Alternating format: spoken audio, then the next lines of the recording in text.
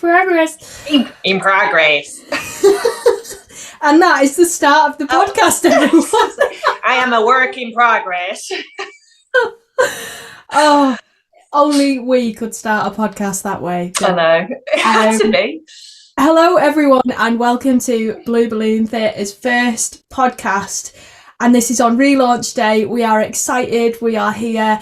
Myself and Jenny McIntyre.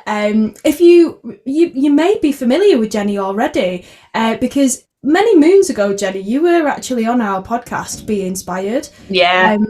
That feels like a lifetime ago. It was a bit of a lockdown that happened and kept us entertained for a few months. But how are you?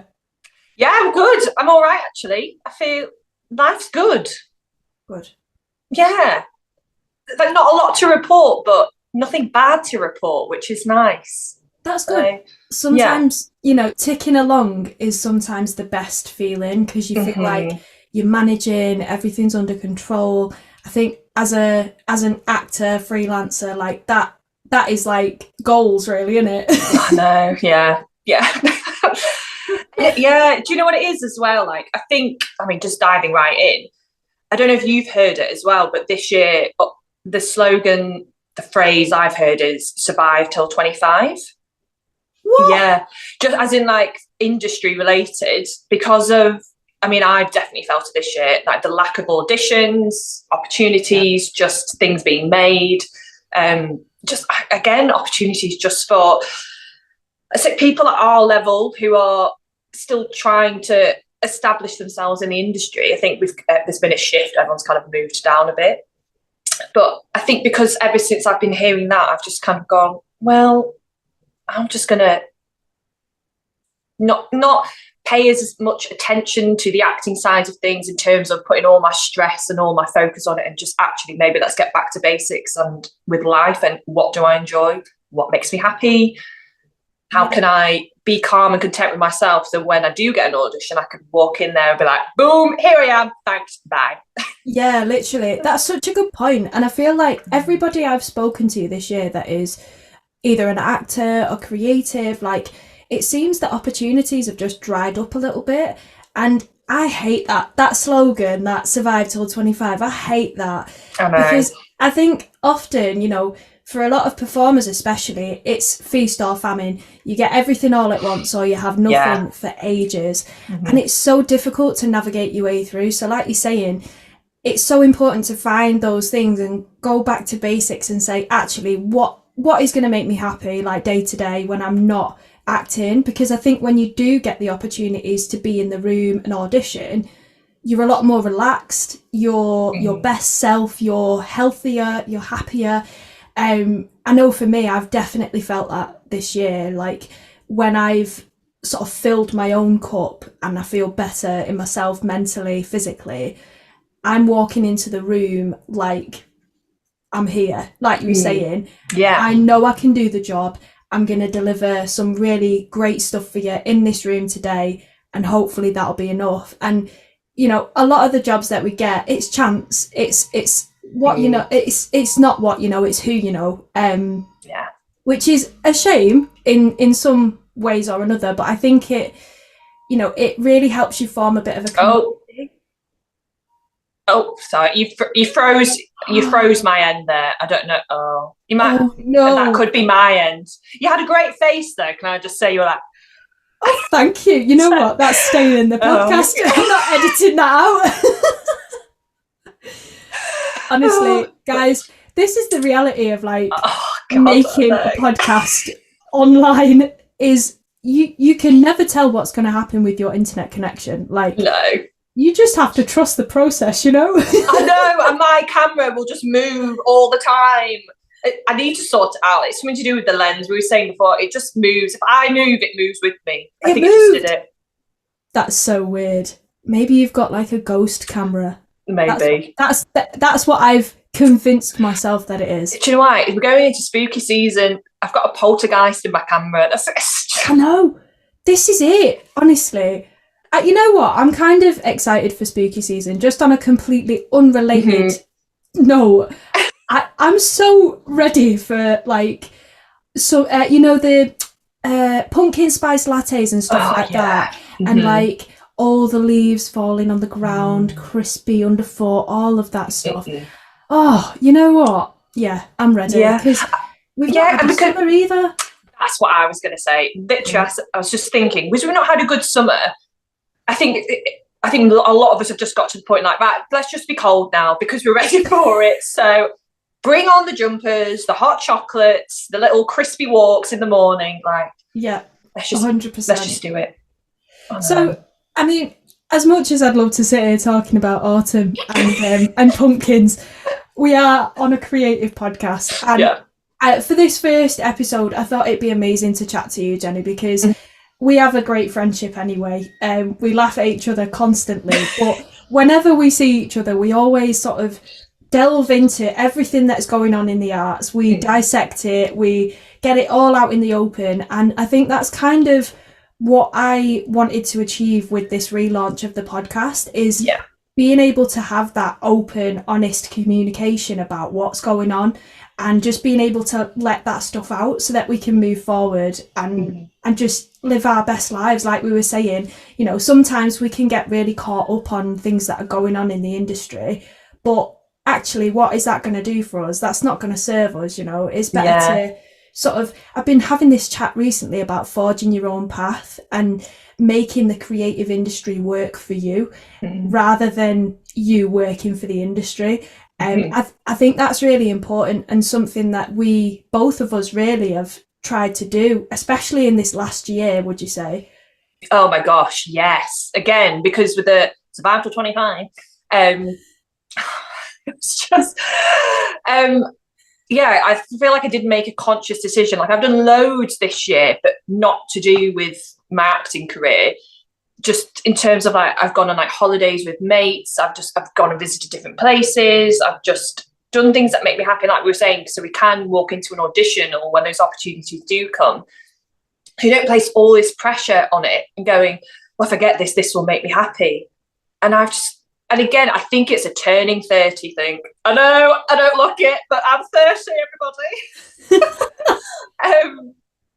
I've just gone, actually, why have I spent so many years putting my worth and value on whether I get that first television credit or film credit this year? Like, I know manifestation and that is a whole thing. And I do believe in, you know, putting things out there, but not necessarily leaving up to the universe, but just saying it out loud to yourself. So then it's a goal you know you want. And then if you think positively about it, then you're more likely to take the positive steps to get the ball rolling on things. But also being realistic, and like we said, it is about who you know, and it is a lot of the time about luck. And you can get so far, and then just at the last minute, it's something else. They've gone a different way. You'll never know why. And I'm saying this because I told you the other day, penciling on adverts. Oh my God. I've never, ever dealt with it before. It was my first ever pencil. So I was like, this is amazing. In like, as a goal in itself, I was like, that's an amazing step for me. But oh my God, from the moment I got that email until I was told it's a no, I was such a bag of nerves. I was so jittery. I had to like tell my colleagues at work because I was literally like just the whole shift. And I think I understand why penciling is a thing. I know, and I have to say, the casting director and the director that I met in the recall were amazing. They were lovely. I felt so relaxed. And we were talking about my jumper, which, you know, I'm such a jumper fiend. I go feral for a good jumper. You do. But, I do, honestly. I'm still thinking about one I left in a charity shop a few weeks ago, and I was like, it's not going to be there anymore, and I made a mistake not getting it, but I have to move on. I love that. But yeah, so I understand, and I know it's not that, like, the client, and it's all about, you know, choosing the right thing and the overall advert look and who they have overall, but filling in all those forms and knowing everything and just going, this, and it was for a Christmas commercial. And I thought, when I signed with my agent, I said, I really want to do a Christmas commercial. I mean, everyone that knows me knows I'm a Christmas elf all year, every year, basically. 100%.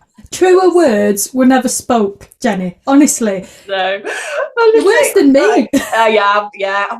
And I just like to do that is just such a goal for me. So when it was like, I was like, oh, I could like feel it. And I'd really convinced myself. I was like, I think I've got this. I've nailed this. And again, because I walked into that recall, and I can genuinely say for the first time in my acting career, I went in and I wasn't, obviously like the nerves and your heart rate goes up, but I wasn't my usual like flaily self, like trying overly that extra hard to people please and be like, please like me. I was just like, you're going to like me or you're not, but you've called me back in, so you do like something about me. So yeah. And also because, I mean, the train journey down is another fiasco that we won't get into. But I mean, 4 hours of travel for a 2-minute recall, I just... It's crazy. Yeah. And I left that audition room and I went, I've nailed that. Like, whatever happens, I nailed that. I finished it and they went, perfect. And I was like, deal. And then, but I nailed it in both of not just how I acted in terms of my actual acting, but also just, I was just myself and not in a way of not in a people-pleasing version of myself, just in a, this is me. Yeah.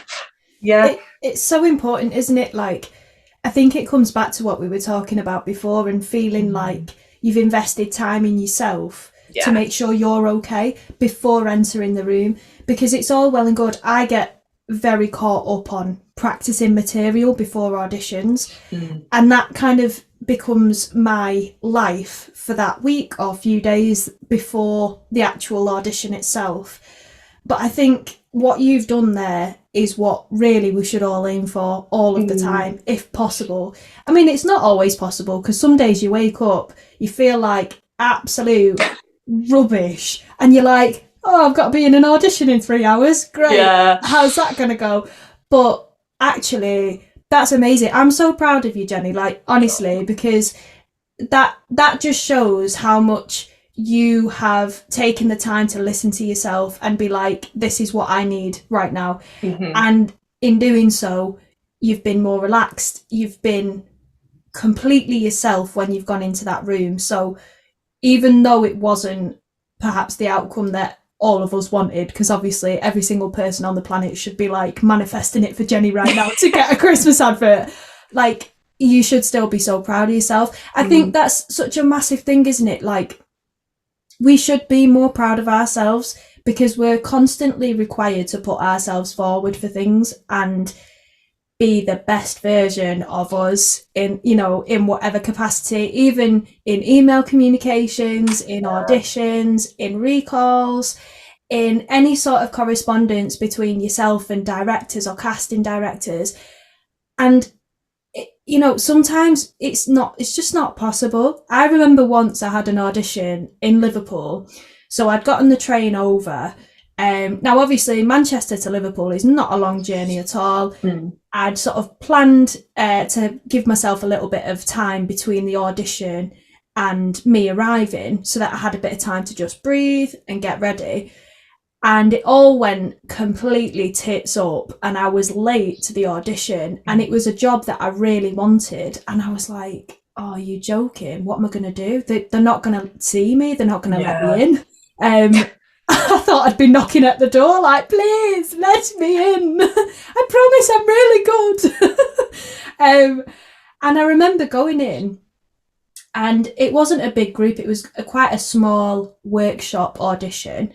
Everyone immediately seemed really friendly, and the woman that was leading the audition and actually I can't even get my words out today, actually hiring the person that was going to get the job was the sweetest human being I'd ever met.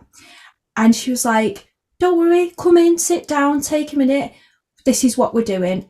And in that moment, it was a bit of a reset for me. And I think those audition experiences that I've had, and I'm sure you feel the same, Jenny, when you have people that are sort of willing to accommodate you in that way and, you know, sort of realizing that these things do happen, that you might be stressed out, you might be anxious anyway for the audition, and you might be neurodiverse, you might have a disability, whatever.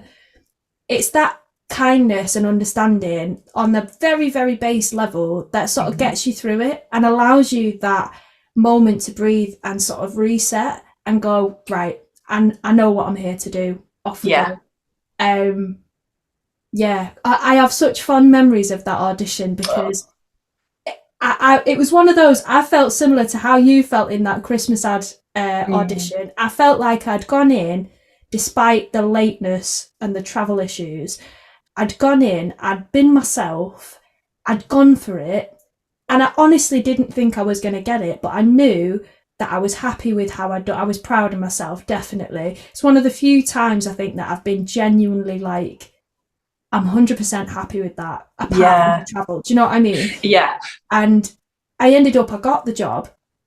And so the gratitude that I had after experiencing all of that, and for the person that employed me and sort of conducted the whole thing, was just incredible. Like, I felt like I'd made a really good friend as well. And it was, it's lovely when you're working with a creative team like that. It really is. Do you know what it is as well? It's them putting the human first before the actor.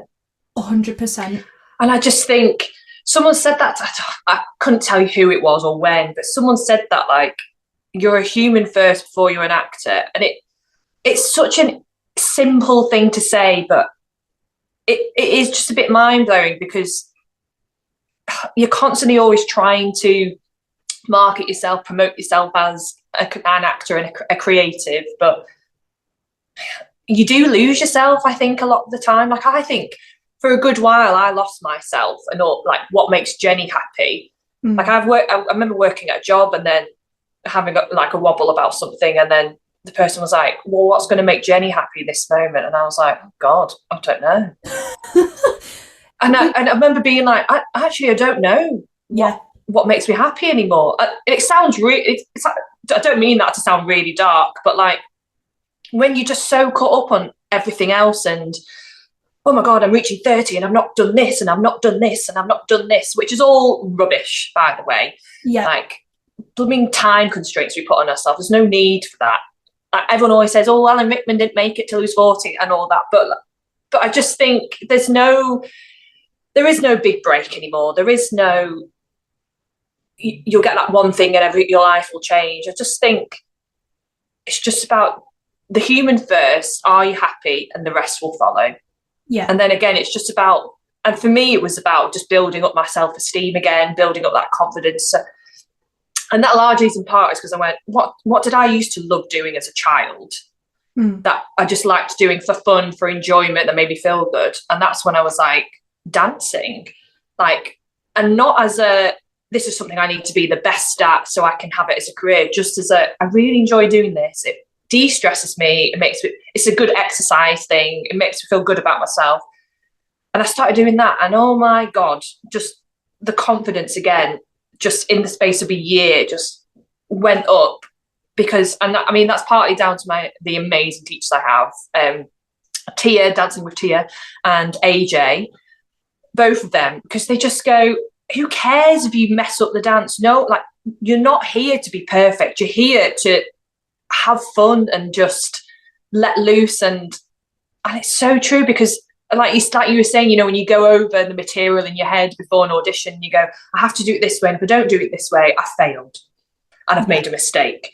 And actually, but and I don't know about you, but you know, when you watch stage shows and you see people like Corpse, or you know, someone's fluffed a line, actually, I think as well as actors watching that happen, you've got more empathy for them, or you go, oh, I love that, because it makes them human again, and it makes them more of a well-rounded character or whatever, because you're like, oh, it's nice, because in life we don't say every single sentence perfectly all the time, so we should fluff things. Or absolutely. I think it makes it a more relatable performance as well, like you say, because even now we're having a chat, but it's very ad hoc, impromptu. We're discussing topics that come up naturally and organically between us in this moment.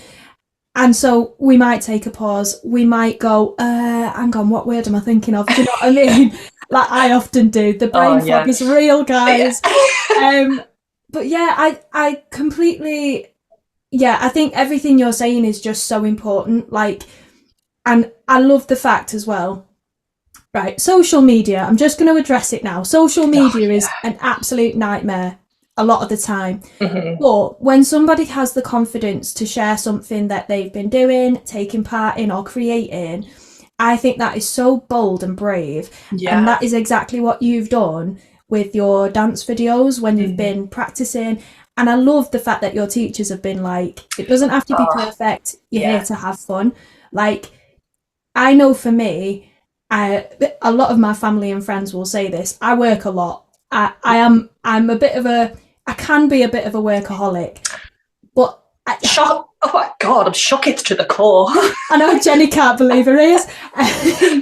But in a way, I think the reason I work so much is because I love what I do. So it never really feels like work. And sometimes, yes, I do take on probably a little bit too much, but I'm so passionate about all these different things. Like this podcast, for example, I was so keen to get it back up and running. And Blue Balloon Theatre turns 8 years old today, which is absolutely crazy. Absolutely crazy. This is such an achievement, that in itself as well. Honestly, I don't know how we've managed it, but we have.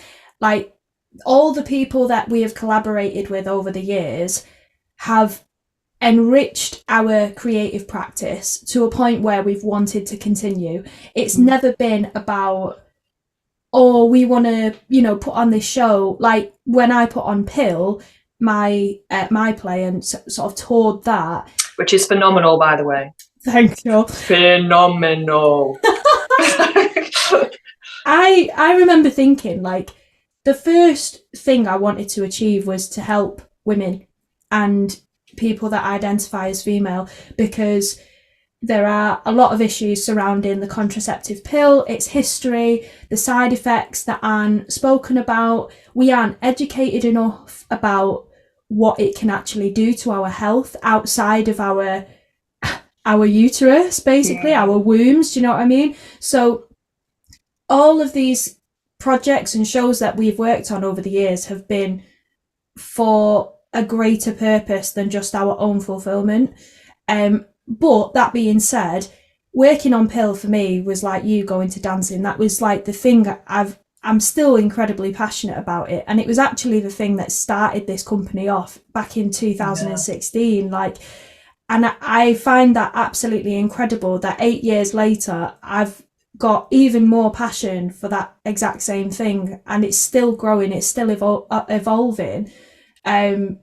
But yeah, I think coming back to what we were saying before, I'm often told by my partner to do the things that make you happy, that are going to bring you a bit of calm, that are going to allow you some time to just switch off. So for example, I love Animal Crossing. I mean, it's cozy gaming at its finest. I could sit on that game. I tell you what, for any Animal Crossing fans out there, flea market day, tell me it's not the greatest thing in the world. It is iconic. And don't get Nookway, the shop, bargains in there. Go get yourself some seeds to plant some flowers outside. Honestly, I'm obsessed with that game. Always have been, always will be. And that, my partner knows that it's so valuable for me, because suddenly, like, my blood pressure will go down. I'll forget about all the things I was worried about. It actually helps me to sleep as well. So sometimes, even though it's not, I wouldn't recommend to people, like, have your screen in front of you before you go into sleep. But if it helps you switch off, if it helps you reflect on the day, on things that you're going through, and it helps you feel more like yourself, do it. Yeah. It's not harming anybody else, and I feel better for seeing all these animated characters. Do you know what I mean? Like, and gaming, it's so relaxed. Yeah. Same could be said for like reading or dancing, like yourself, Jenny. Like, it's about finding what works for you, and just running with it, you know. Mm-hmm. However frequently you are able to do that thing, do it. Yeah. 100%. But yeah, picking up on something that you said before, oh, your camera just moved. I know. It's so weird. I can't move. It's like if I do this and then I've sort of done it. Oh well, I've just made me look like a right fool. Oh, it's done it now. Right. Honestly, guys, I can't express. This is like technical difficulties galore today, and I don't know why, because we're just sat here in our homes, you know, with our mics, and honestly, it's the life. It's because I'm on it. Every time I get involved with technology, it just goes, here she is. Let's see what we can do to measure up this time. Honestly. I once looked at a computer and it turned off. How did that even happen? I just made a joke that was like, oh, I can look at a computer and it'll break. And then it turned off and it wouldn't turn back on again. I mean, spooky season is upon us, guys. This is spooky indeed. Anyway. I'm convinced I was burnt at the stake. I think I was burnt at the stake as a witch in a former life. So. Oh, blimey. You know what? That's made me think of The Good Place, which I'm rewatching at the moment. Oh my God. Love. Like, for me, that writing is absolutely superb. If you've never seen it before, it's on Netflix. Go and check it out. Oh my God. Yeah, definitely. Superb. Like, just what you were saying then just reminded me so much of it, because like I said, I'm rewatching it at the moment. I'm in season 3, I think, but oh my God, it's one of those where you think, what more can they possibly get into this series and into this script? Yeah. But the writing is just, it's so well and it's almost like, and it's so much more interesting when you watch it, when you're in the know about the things that happen.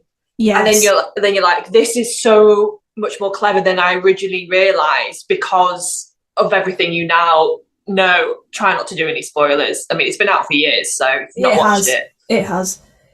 I don't know where you've been, but yeah. Oh yeah, it's incredible. It's so good. Like, the sky is... Go on. Sorry. We literally said that at the same time. All I was going to say was that I'm the kind of person that prefers to rewatch things I've already seen as opposed to try new things. And I'm actually finding a lot of the things I'm discovering about The Good Place for the second time are completely different to what I first felt or first found, like, and discovered about it first time round, which is really weird. But yeah, go ahead. What were you going to say?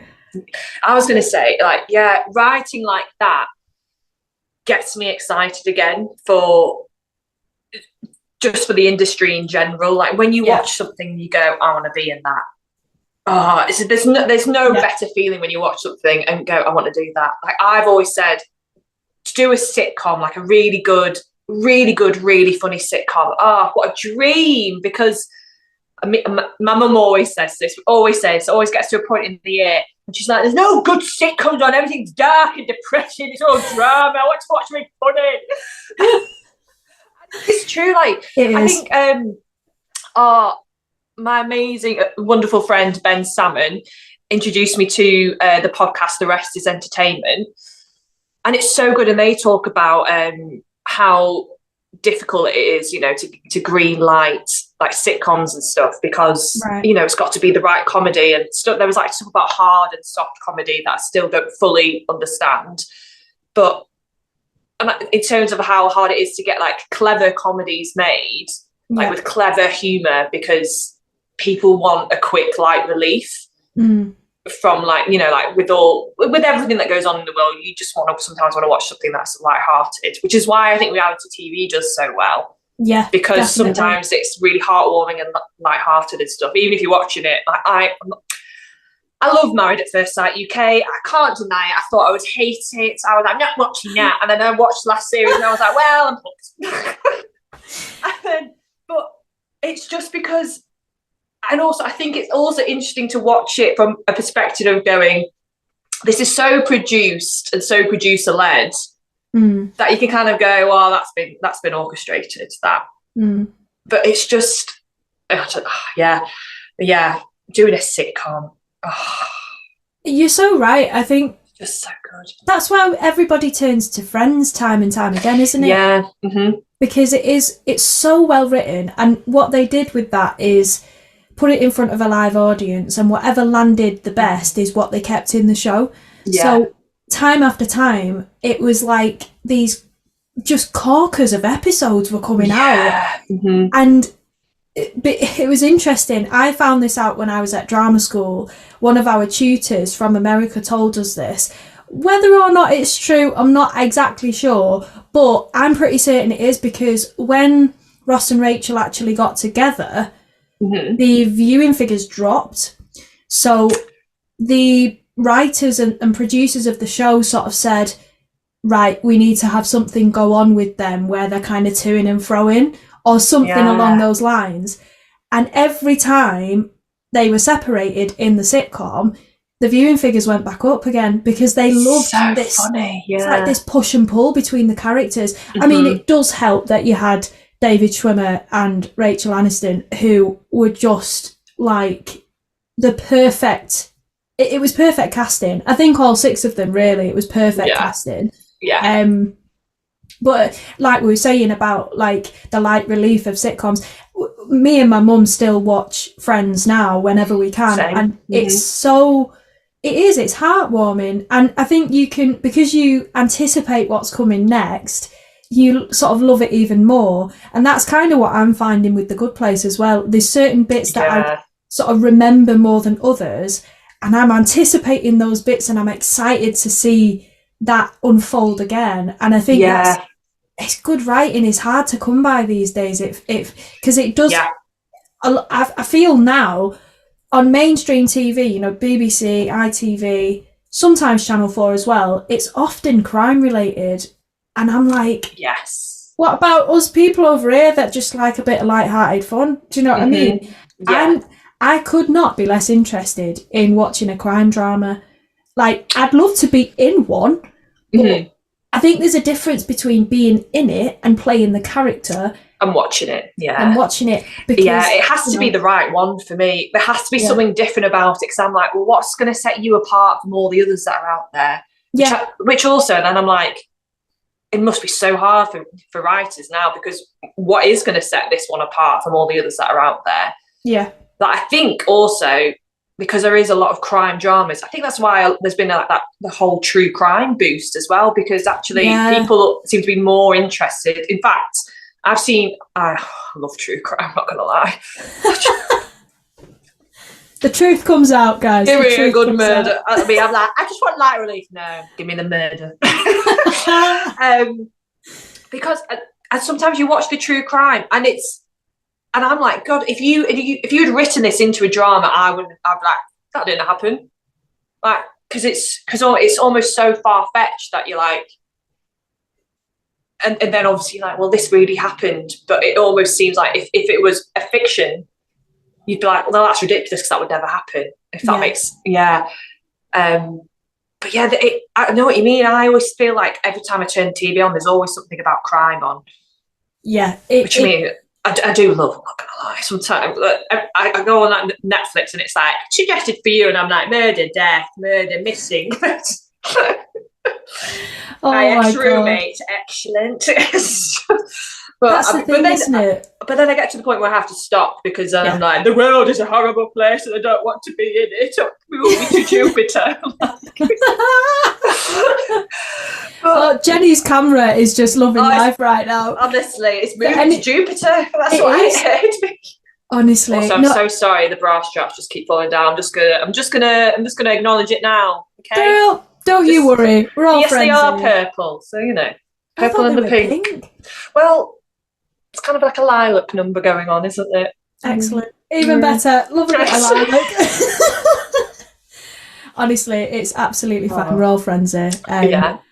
What was I going to say? Oh, yeah. Go ahead.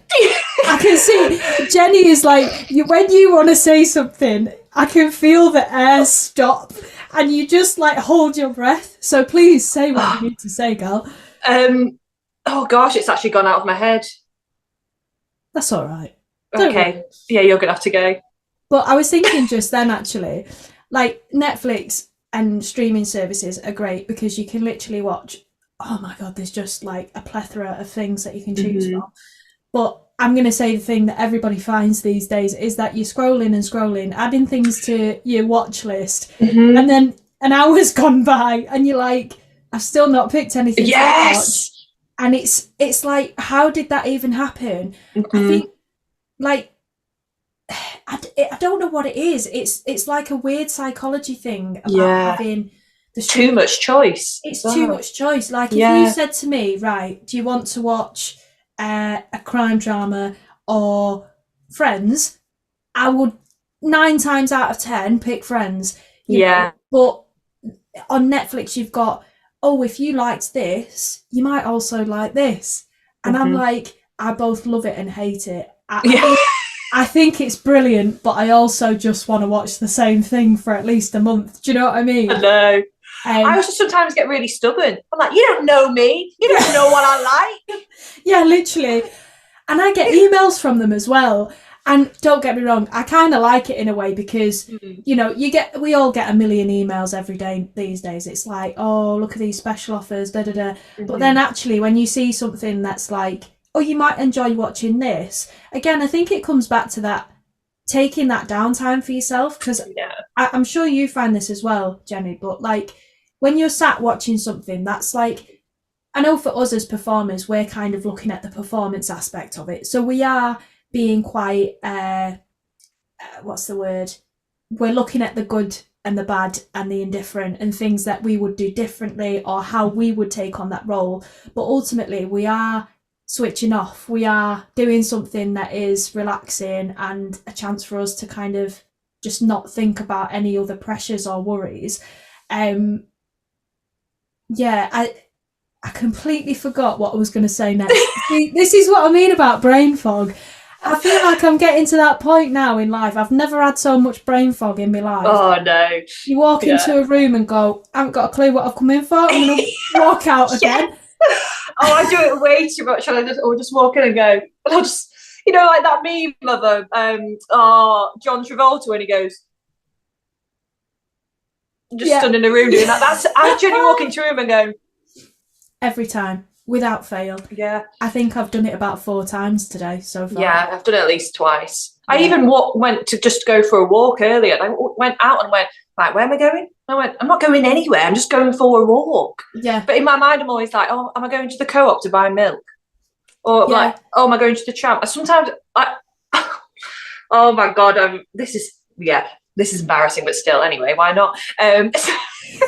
So I went at the old Studio 25, may it forever rest in peace. Dance used to be at 7.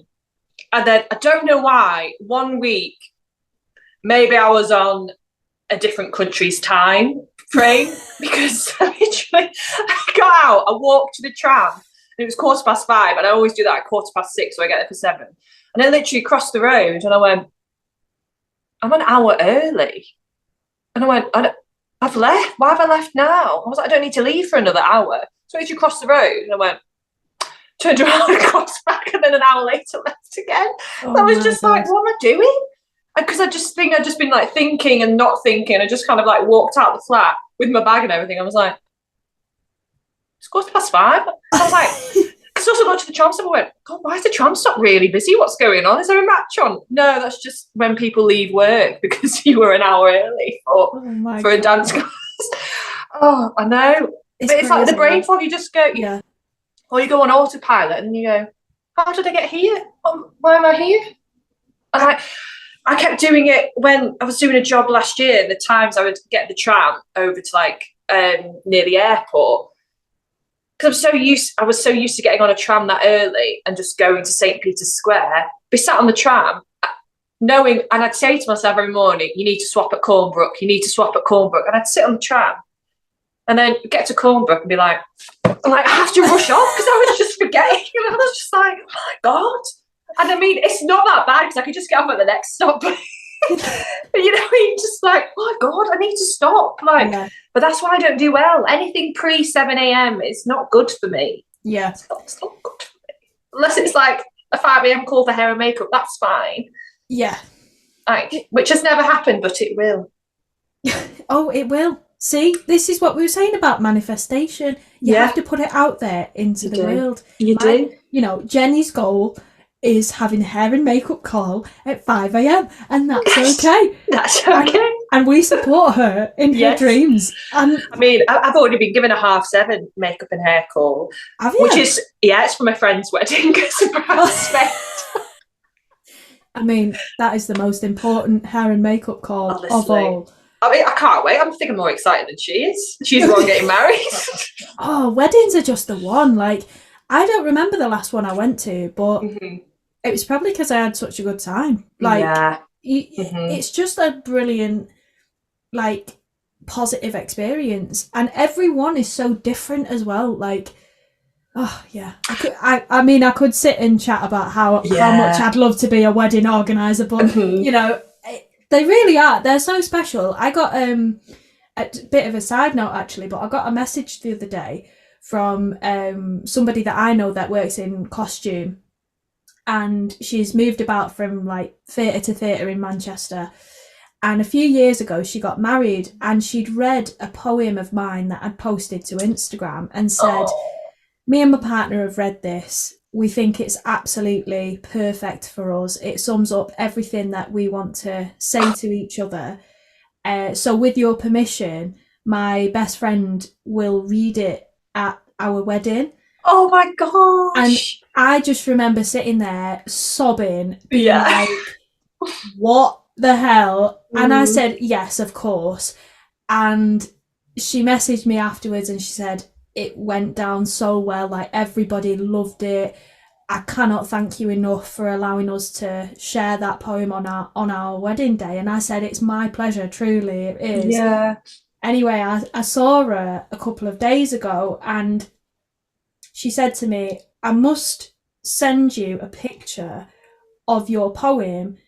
My friend who read it got it printed and we've now got it on our living room wall. And I was like, I was like, this so nice. Honestly, I was like, that is for me, like probably one of my greatest achievements is knowing that one of my pieces of work, poems, was a part of their special day, and it is now a reminder in their living room for them to see every day. I was like, that is so special. And I'm trying not to get upset about it now, but I just thought, I remember writing that poem, and as a lot of poets do, they write about things that are very important to them. And at the time, I say at the time, but I still write about Adam, my partner, all the time now. He's a constant source of inspiration, and I hate to sound like a cliche when I say that, but it's true. And I wrote this poem about how I felt about him, and I thought, well, this is so unique to us and to me. But in a weird way, when you speak about love in such an honest way, I think a lot of people do relate. And that's the beauty about writing and how people connect to it, and poetry especially, because you, as a poet myself, you are literally bearing your soul. So to have that kind of input on someone, and to make even just a small part of their wedding day, you know, even more special, was it was a true joy. I mean, yeah.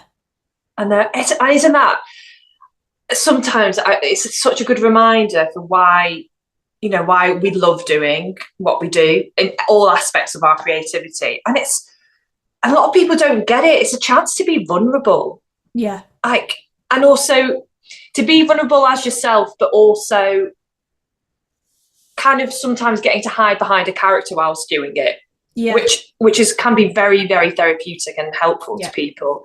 And I think it's the biggest lesson that I ever learned at drama school, is how to just stand on stage and be vulnerable. And how beautiful that is to watch when you watch other people do it.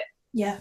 And also because you can tell, and I can tell now, I don't know about you, but I can tell when I'm watching someone on stage when it's forced and when it's actually, it's them bearing their soul and being open and, you know, everything that we get taught about, listening and all of that. And you can tell when someone's thinking too much. And I say that as someone who regularly thinks too much. And also at a drama school got told, and even that's told, get out of your head. Like, because, I mean, we do, because, you know, I think when you grow up doing like acting and get scripts and stuff, you read a line, you go, oh, I'm going to say that like this. But and then you do all that, and then it kind of that all gets thrown out the window, and you go, no, stop doing that. And then you have to rewire your brain and everything. But yeah, God, being vulnerable it's hard. It is hard. I think that's something I was going to pick up on earlier, actually, and I completely forgot, probably because I got sidetracked. But you were talking about your sort of inner child and doing things that make you happy, and we were talking about acting, vulnerability, and the sort of other side of acting, the side that people don't really see or think about very much unless they're doing it themselves. And our job essentially is to be vulnerable, is to act as somebody else, but still be able to convey that person's vulnerabilities. But in order to do so, you yourself as Jenny, or me, myself as Becca, have to make myself vulnerable. And I mean, we've heard, so many performers out there will have heard this phrase before, but being in the moment, being present is probably the best piece of advice that I can give to any performer that, you know, that I ever cross paths with, or that might be listening to this, because, and it's something that I use in my facilitation with young people as well, because that's one thing that they sort of are coming to understand as sort of newbies to acting, aspiring actors and performers, is how to be present, how much you need to listen to the other person. And if you are alone doing delivering a monologue, for example, or if you're in like a one-person show, I think it's being able to listen to the audience and respond to their expression in a way, even though they don't speak back. It's still a dialogue, because you can feel their energy in the room. You know, there are no two audiences that will ever be the same. I remember, I mean, perfect example is a panto audience, because sometimes you'll get a really rowdy audience that are so up for it, so vocal and so happy to be there. And then sometimes you'll get the ones that listen a little bit more. They'll be a bit quieter, but actually at the moments of audience interaction, they will be quite vocal and they'll love it just as much.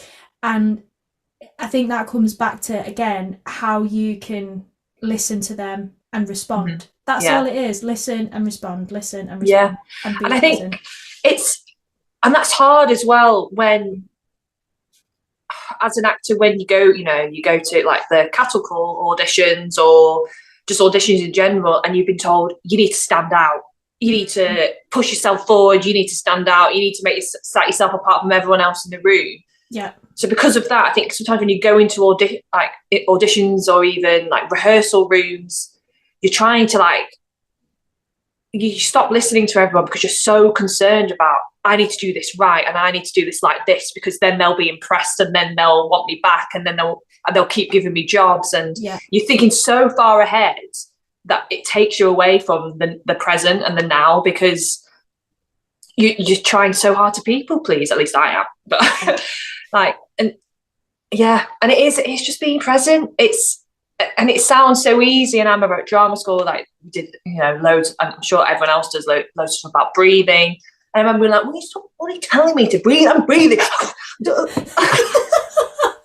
used to get so annoyed. And then it was more annoying when I realised why they'd been spending so long with us about it. Because then I was like, oh, well, now I get it.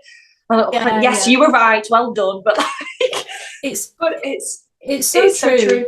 Yeah. I sort of, I think my experience of drama school was quite similar in a way. There were times when, all of the tutors, I have to say this now, all of the tutors that I had were superb. They were absolutely fantastic. But there were times when I just did not connect with what was being taught. And that is okay. Like, I think it comes back down to how you learn, how you process information. And for me, I've always been a very practical, hands-on learner. So when it comes to like reading an excerpt from a massive textbook about acting, that's never going to work for me, like ever, unless I can convert that text to speech using one of the apps that are out there now in the world. They're amazing, by the way. If you're like me, or perhaps you learn best by ear, or whatever your process is, usually there's an app out there to help you. But yeah, I think sometimes it takes a while for these things to sink in. And you know, I know for me, after I graduated, a lot of things started to fall into place and the pennies started to drop. And they might have been really small things. In fact, a lot of them were. They were things that at the time in drama school, I was like, I'm not really sure I get this yet. Yeah. But when you put it into practice and you're working as a performer, that's when it happens. Did you find that as well? Did you have any revelations, do you think? Yeah, I think so. I think let me try and think. I can't think of anything to mind that's jumping out at me, but I think, do you know what? I think even like I was saying earlier, like this year, about just when they always say, you know, as long as you're happy with yourself, then you'll be able to go in and do your best audition and everything. I think I was always like, well, I am okay with myself. I know who I am. But actually, it's not until recently where I've gone, no, now I get it. Now I am. Yeah. What was I going to say then? Oh, that was it. Yeah, I think as well with like tutors and everything and like stuff you take, I think especially now afterwards, after going through drama school and, you know, doing auditions and having a few years of like navigating the industry, there are some amazing coaches out there.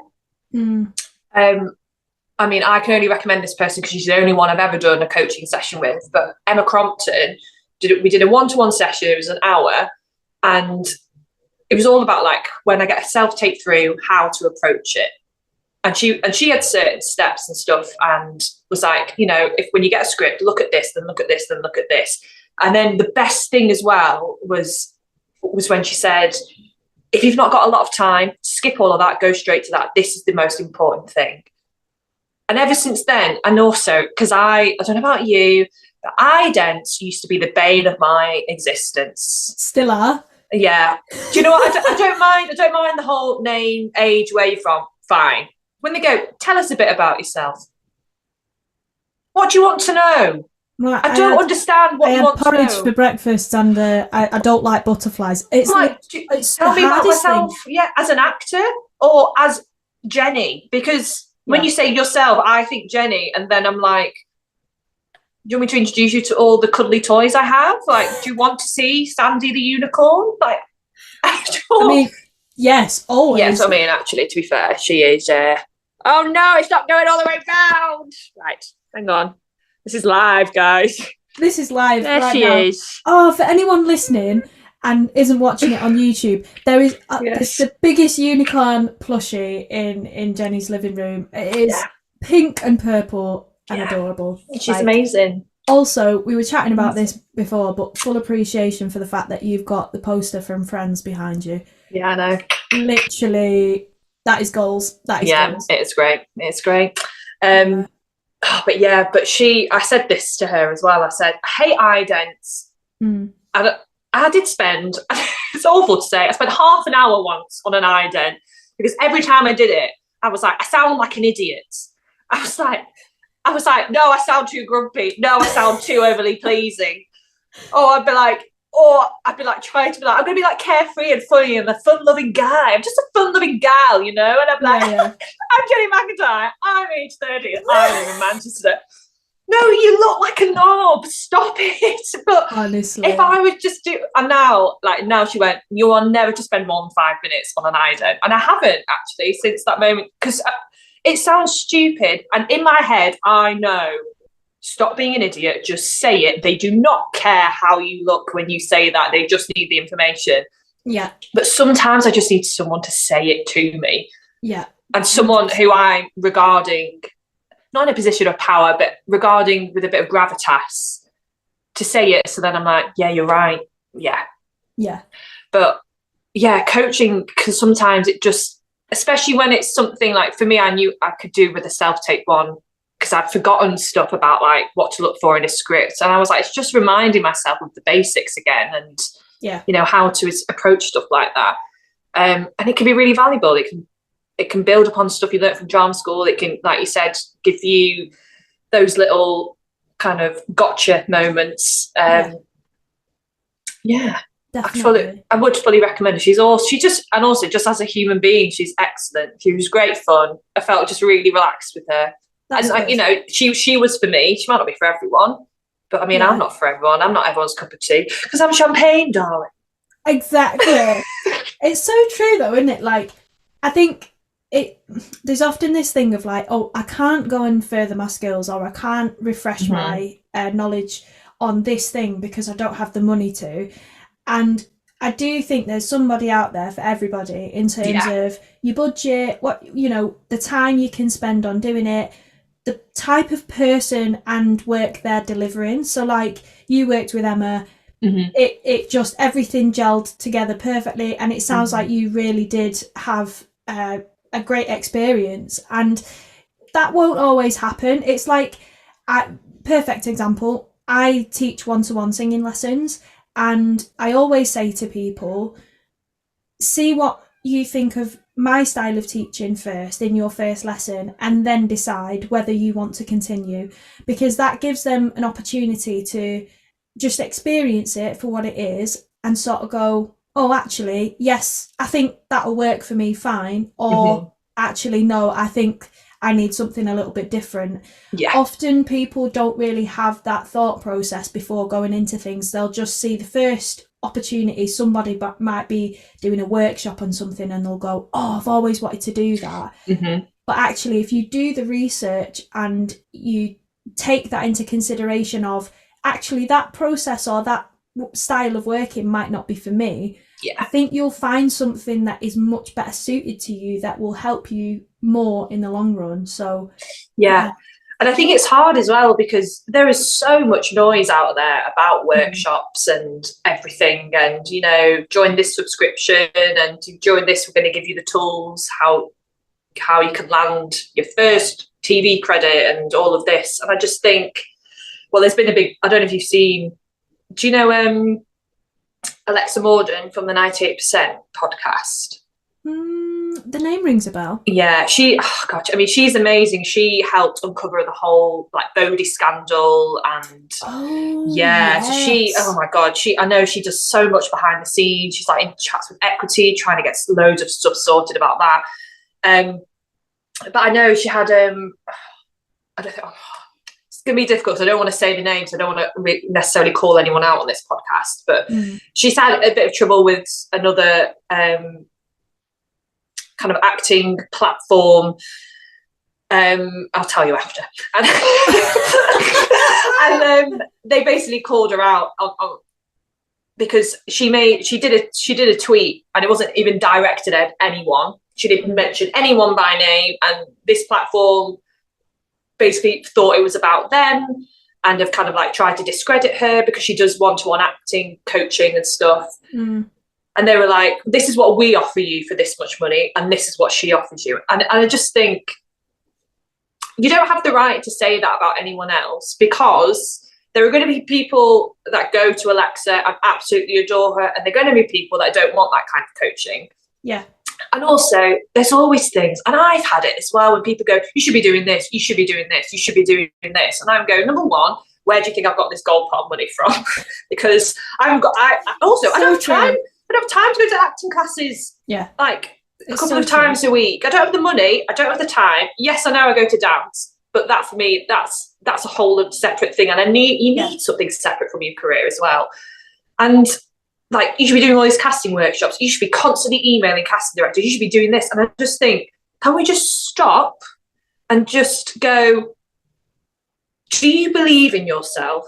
Yes. When an audition comes through, do you give it your all that you are able to do within the time frame you've been given? Mm-hmm. If the answer to that is yes, I think you're doing all right. Yeah.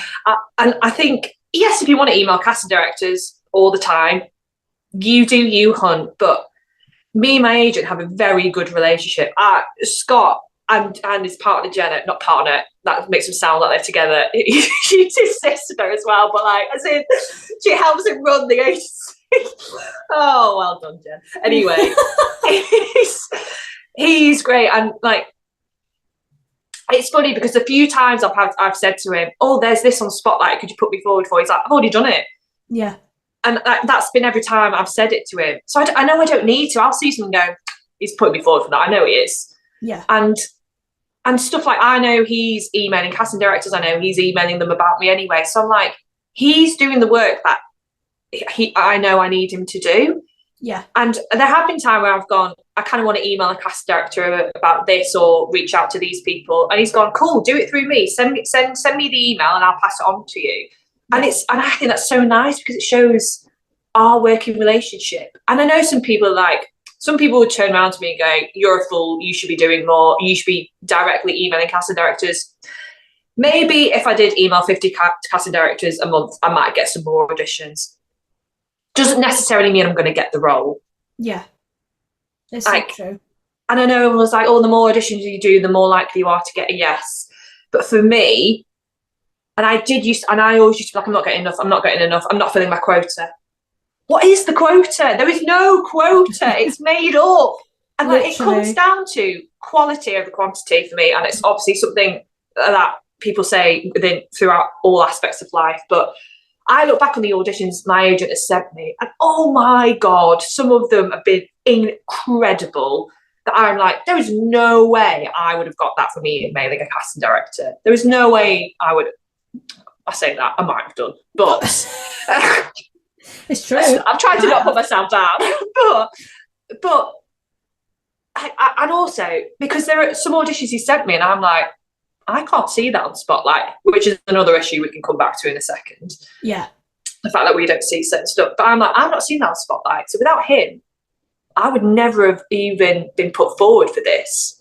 Like, yeah. But yeah, and I honestly, and every time, and he's so good, Scott. Like, if I've sent him a self-tape and I'm like, sometimes, well, not so much now, but I know I used to send them and be like, could I have done that a bit better? Have I done that right? And then I'll be like, if you want me to change it, I have got time on Sunday, let me know. And I remember I recorded like a random monologue just because I'd written one on it. And he was like, and he was so right. And he went, you need to film it differently. Just make it look a bit more like this. And I did. And it was 10 times better. Mm. And that to me is it's completely valuable. And yeah, he's amazing. And I love it when he'll receive my self-tape and he'll be like, smashed it, Jen. Or like, oh, just little bits. And even like, I know when he gave me the news about the commercial and he was like, I'm so sorry, it's not what we wanted. And I know I can be honest with him, but like, I'm gutted. But then I always say to him, I'm like, it's another no, so we're closer to a yes now. It's like I always say one more no is a closer step to a yes.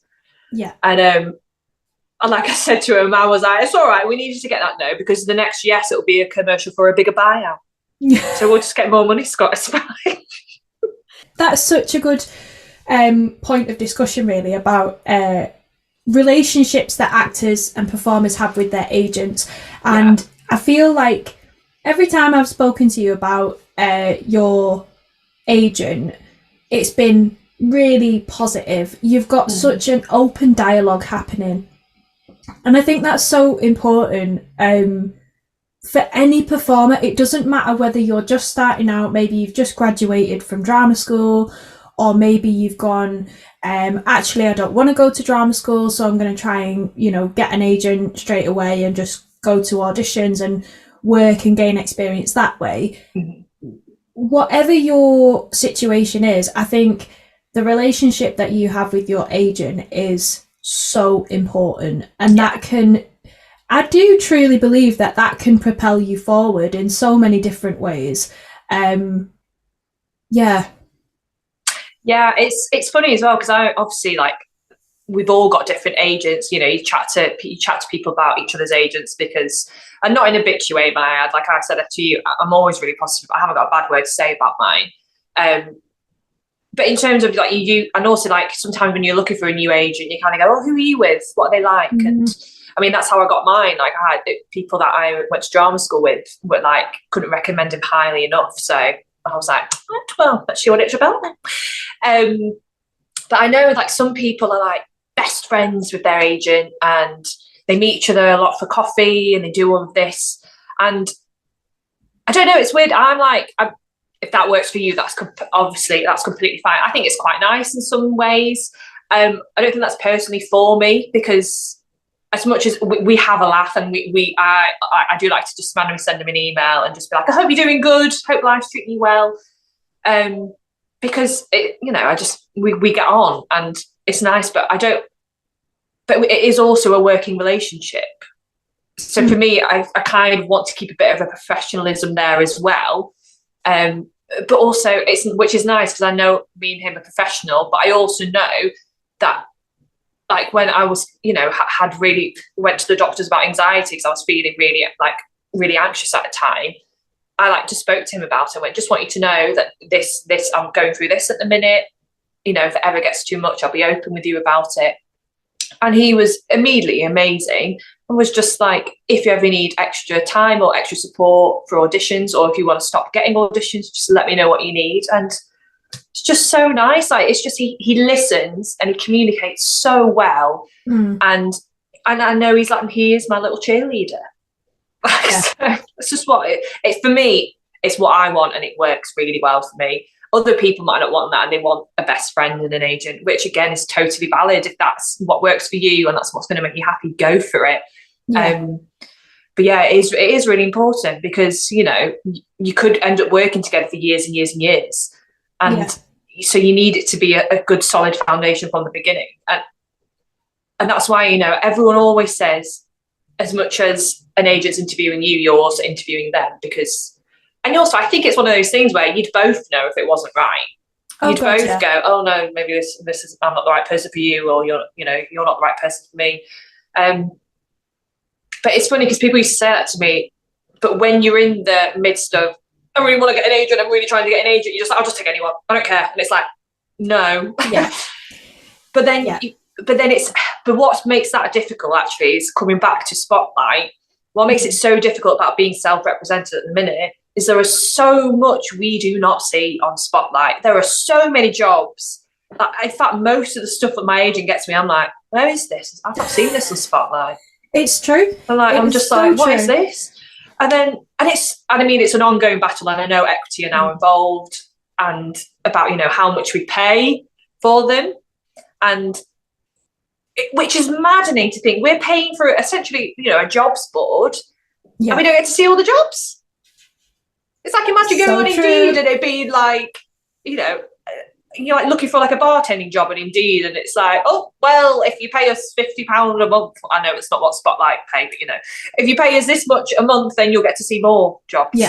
Which isn't even what Spotlight are doing, because we're paying anyway. And it's not like, oh, if you pay more, you'll see more jobs. I mean, they did try to do that, didn't they, at one point, and that got shut down very quickly. Because we were all like, sorry, premium service is £160 a year not enough for you already? Which has gone up now. I think it's nearly 200 now, isn't it? Yeah, it is. I think last time I checked, I think it was about just short of 175 a year. Yeah, that's it. And then I think it's more if you pay monthly, isn't it? Which I just hate, because I'm just like, that's the main option for people, because not everyone can pay it in a lump sum. Like, stop being snidey. It's the same. You divide that number by 12 and that's what people pay. Okay? Stop trying to get more money. I know you're a business, and that's what businesses do. Very well aware of capitalism. Thank you very much. Jenny has spoken. Yes. Someone that has done many, many, many, many, many day jobs and worked for many horrendous managers and companies that exploit workers and whatever. I'm very well aware of how businesses work. Yeah. But when, especially with creatives, when you have paid for training, when you are still paying for workshops, coaching sessions, classes, headshots, showreel. Jenny just did a little nod to me there because we're going to be recording a showreel in a few weeks. We are very excited. Oh, it's very exciting indeed. Yeah. Oh God, what else? Just all the stuff we keep paying for, all the stuff, and then it's just more on top of it, and it's just like, God, oh no, I'm not going to say that because no, I'll say that after as well. I'll get into deep water if I say that. But there are some stuff I have done, been involved in, gone to events or whatever, and I think I might have told you this at the time. I can't remember, but I remember having a moment. I was at an event and I went, this whole thing is like a pyramid scheme. I was like, oh my God, everyone is preaching at me to do this, join this, come and do this workshop, come and do this experience, come and do this. And I was like, you all just want my money. In the nicest way, yes, you might have my best interests at heart and you might be like, no, if you do this, I can genuinely help you with this. Fair play, but you do still want my money. Yeah. Like, I really had a moment of being like, oh my God. And I was just with loads of other actors and creatives. And I was just looking around at everyone, just going, and I had such a moment of going, why am I here? Yeah. And even then I paid for certain seminars and whatever. Oh God, it sounded like I'm very much alluding to what I went to. Anyway, too late now. I'm not saying it by name. Yeah, no names have been mentioned in this podcast. Not at all. But I'd gone to stuff and I was like, I sat there and I was like, why have I paid for this? I know all of this. I know you're not telling me anything new. Yeah. But I remember being told, if you're an actor, you should be doing self-tapes 10 times a week for practice. And I'm like, who has the time? I was like, I'd love to be doing that. I'd love to be doing that. But I'm sorry, but my friend Sarah Wardle's dad, Pat Wardle, calls me Jenny 5 jobs because I've always got multiple jobs. So, like, how am I fitting in doing these things? I'm just trying to earn money to live at the minute. That's the reality for us, isn't it? Like, I was thinking exactly the same the other day. I was like, I'm currently juggling, I think I might be 5 jobs as well. But earlier this year, it was 8. And I was like, now, even though about 4 or 5 of those were freelance, that is still a lot of commitment. Yeah. And I knew earlier this year, I was like, this isn't gonna like last much longer. I can tell because I'm completely burnt out. And even though, yes, I was in a quite stable position financially, I was having like major breakdowns each week mentally. I was not okay at all. I didn't have the time for myself to relax or to just, like you were saying before, to just do something that fulfills you. It's that whole thing of like active rest. Like, you can still do something so long as it is maybe a little bit more mindful. Like, I would say that doing Pilates for me is quite a mindful / restful thing for me to do because it does engage the body, but it also calms my nervous system, which I'm a proper stresshead. Like, I need that. But that's so interesting. Like, I think it comes back to what we were saying before about if you're looking to do something that you think might further you in your knowledge, in your skills, or in your career, research it. Just think about what it is you want and research whether you can find that a suitable option for you that is going to tick all, if not most of those boxes. And never do it because you've been scared into doing it. Never do it because someone's made you feel like if you don't do it, you're not going to get anywhere in this industry. And if someone is telling you that, run a mile. Because there is no one way or right way to do this at all. And I know what kind of actor I am now. I know I'm very comfortable with how I do things. And still sometimes even like a mate might just be like, oh, do you not think you should do this though? And I'm like, I don't want to because I like to concentrate on other things in my life. I don't want to be all consumed by where's my next audition, because oh god, I've done that and it's just horrible, because then all you do is constantly think of yourself as a failure. And none of us are failing in this industry. We're just doing the best we can. Yeah. All we want to do as well is work. When someone says to me, oh, you want to be famous? No. Oh, I could not think of anything worse. If I can't go down to the co-op in my hoodie and get a pint of milk without someone stopping, no, let me be in my hoodie. Yeah. That's going to be my slogan. Let me be in my hoodie. It's so true. It's being able to work regularly. I just want to work. Oh my god! Like I just want to work. Like me and you, like we're both saying, we're workaholics. There's nothing more I love when we get a script and you just like rehearsal rooms are so much fun. And you cry and you hate them and it's so exhausting. But oh my god, do you have the best laughs in them? Yeah. And I mean that's a lot of theatre stuff, but like. And I've never like fully like done a professional TV job, but I'd love like I know like like the first read through. Oh my god, just to be sat there with the nerves and like meeting everyone, being like, oh my god, you're playing that person. Oh my god, you're playing that, and then doing the read through and being like, this is going to be great. Oh, it's just there's nothing like it. I can't actually say that because I don't know what it's like to work in another job. It's like a plumber might be like, mate. You know what I mean? Like a plumber could go to like unblock a toilet and be like, this toilet, you should have seen it. I was in there with the what's-its and the twisties and the little things and the pipes. As you can tell, Jenny would make a superb plumber. Hire her now. Hire her for all your plumbing needs. Oh my god.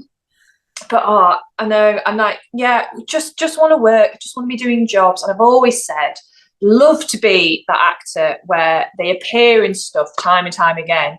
Yeah.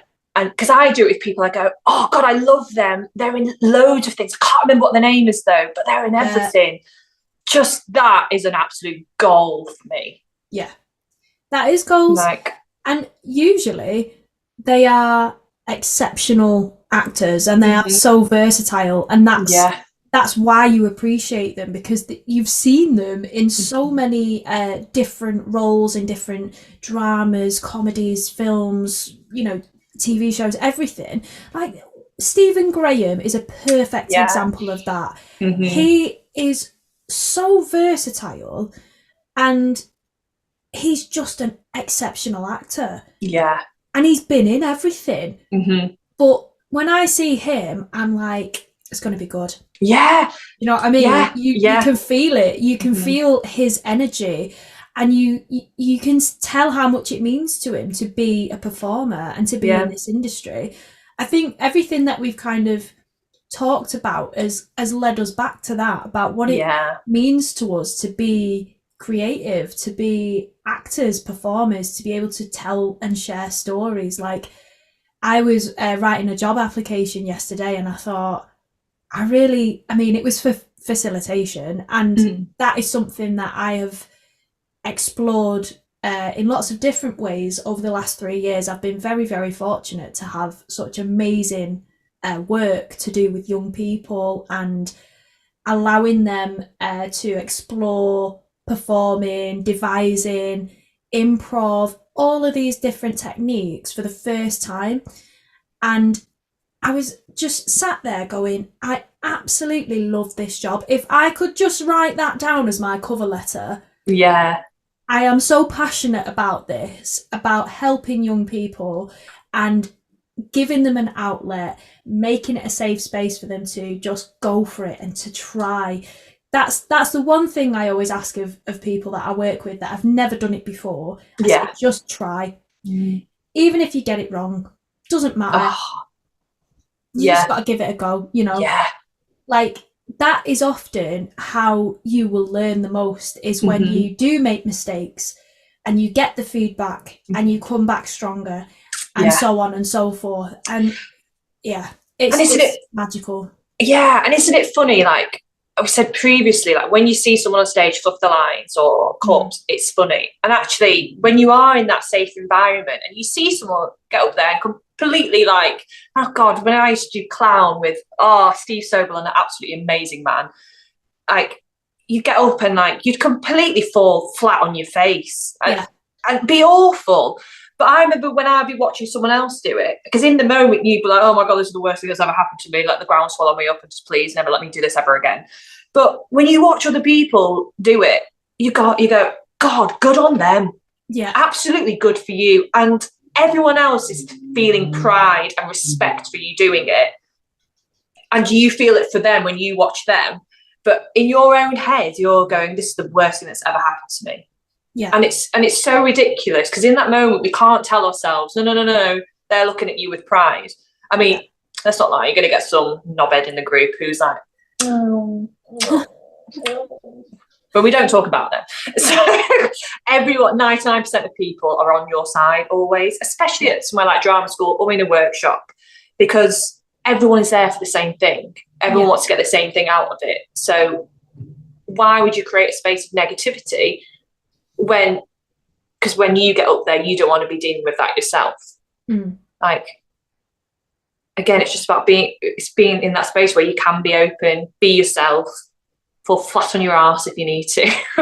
Exactly. and then get up again, because like you said, they're the moments you learn from. They're the moments you go, oh, the world didn't collapse around me. Yeah.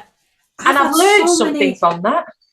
It's so true. I've had so many moments like that this year where I've gone, oh, the world didn't end. Yeah. Actually fine. Yeah. Like, I lived to tell the tale of another day. Do you know what I mean? Yeah. And I think sometimes we can be our own worst enemies. Like, yes, I know absolutely. I certainly can. Like, the anxiety, the overthinking, the stress, and that building up. And suddenly you're going down a rabbit hole of being like, you've basically talked yourself out of doing something. But I think everything you've just said there about working within a safe space, creating a safe space, that is something that I do in my work outside of acting. And when I am in a safe space, when I am acting, performing in any capacity, the difference it makes to my performance, it's like that you can see the energy radiating from me, and the same with other people as well. And that is when the magic really happens. Yeah, because you try things instead of going, oh, I won't do that because what if it doesn't work? And that because you try it and it might not work. And that's when you have the chat going, I just wanted to try that, obviously it doesn't work, let's try this instead. But that's where the beauty comes from, because otherwise you're always thinking, oh, would it have been better if I'd tried that? Exactly. Is this the right, am I doing it the best way I can? Because if that could have been the best way if I'd done it that. But no, I think and also it's so funny. There's moments in rehearsal rooms where someone tries something and it completely doesn't work. It's hilarious and everyone laughs about it, because even you do it because you feel safe. You go, oh shit, wasn't it? You just go, it's so awful. true. But and is it? Yeah, but I think that's how. Again, I think that's just a life lesson in general, outside of creativity, just in life. Just go for something if you want to do it. And you believe in it, go for it, because the worst that can happen is it doesn't work. The worst that can happen is, and even I know people don't like to say you fail at things, but like failure's always been it's been such a scary word. But actually it really shouldn't be. No. Because it's just like, you might fail, but so what? So what? Yeah. Like genuinely, and like again, that's from coming with I get we both get anxious about stuff and we overthink everything, and you go, well, if I do this, I'm gonna do this, and like your head's just like, but you do get to a point where you think all that stuff, and then you just go, what and what if that does happen, and it might be shit for 2 minutes, and then I'll go and get an ice cream to make myself feel better, or it's just go for it, because we've all got one life and we need to live it. That, you know what? I was like just thinking to myself, I wonder where we'll end this podcast, and that was like the perfect way to draw this podcast to a close with Jenny singing. But it's so true. And I think if there's one thing that people take away from this podcast, I hope it is that you've got one life. Go and live it. Go and do the things that make you happy. Yeah. And don't listen to what other people say. You know, usually what your voice inside your head is saying, not the anxious one. Yeah. What your gut is telling you I always think it will lead you in the right direction. You just have to trust. But yeah, what a brilliant chat we've had. Oh, I love it. I love it. I love it. She loves it. I love it. Thank you so much, Jenny, for taking the time out of your day and chatting to us. And honestly, it sounds like you've had a really good, positive year, and I'm really, really glad. Quickly, before we end the podcast, if anybody wants to find you on social media, where can they find you? I do have a Twitter, but I've not used that in about 6 months. So I would recommend Instagram. I think I'm just at Jenny A. McIntyre. I think that's what it is. I tell you what, don't even worry. We'll make sure you're on our social media. It's fine. Yeah. I mean, I'm not going to lie. Do I post often? No. Am I just there for the fun videos about Christmas? Yes, absolutely. The M&S Christmas food this year. Jenny, don't even. I am obsessed. Guys, if you go to my TikTok, right, and my Instagram, did I put it on Instagram? It might just be on TikTok. You can see the beginning of Christmas in M&S on Market Street in Manchester, because I went in. Honestly, I went in a couple of weeks ago. They'd started putting the Christmas candles out, the decorations, part of the food. The food. You see, they're doing a Colin advent calendar. I'm sorry. What? Literally, I will live off of beans for a whole 3 months to have that calendar.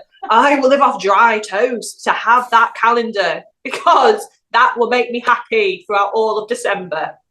Honestly, guys, like, this is what we mean about doing the things that make you happy. You need to go to M&S. I know, but if anybody from M&S would like to send me a free Colin advent calendar, please feel free. That would be delightful. And if you want to send me one as well, and one for my mum as well, because I'm sure my mum as well. Jesus, my mum would kill me if I got one of these. She'd march me down to M&S and go, "You're buying one for me now." Sorry, she doesn't speak like that. She's very well spoken. Excellent. You really painted the picture there. Good acting. Anyway, I think let's round off the podcast. Yes. Thank you again, Jenny. It's been amazing. Honestly, thank you so much for asking me. It's such an honour always to do anything for Blue Balloon. And happy birthday, Blue Balloon! Yes, we are 8 years old today, and I couldn't have imagined celebrating it in any other way. Amazing. Right, well, we'll see you for our next episode, which will be coming out sometime within the next 2 weeks. You'll have to keep an eye out on our Spotify. But yeah, we really hope that you've enjoyed this podcast. If you're on YouTube, give it a like, comment down below. If you've got any questions for us as well and Jenny, then please drop them there. And you can leave comments on Spotify now as well. How good is that? Oh my gosh. Honestly, I love it. I think it's brilliant. I'm going to be asking loads of famous people about, like, what did you have for your breakfast? What's your cat called? What's your smoothie of choice? Good question. Tells a lot about someone. A smoothie, honestly. It really does. Mm-hmm. And on that note, we'll see you very soon, guys. Bye. Bye.